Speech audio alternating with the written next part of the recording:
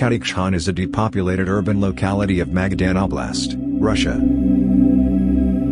Kadykchan was built by GULAG prisoners during World War II for the purposes of coal extraction.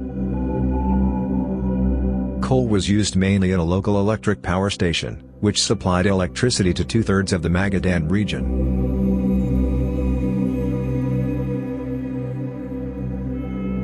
In the late 80s, more than 10,000 people lived there.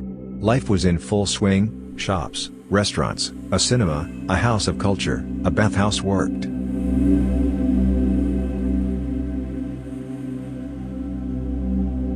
After the dissolution of the Soviet Union, coal mining in the area became increasingly unprofitable.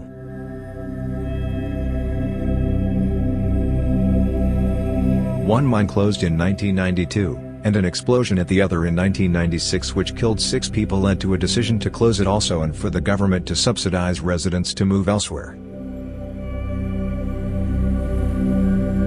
Major buildings were blown up.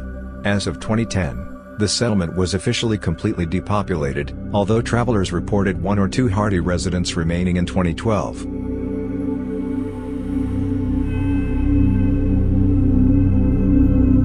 Now Kadykchan is an abandoned mining ghost town. In houses there are books and furniture, in garages, abandoned cars, in toilets, nursery pots, on the square near the cinema, a bust of Lenin.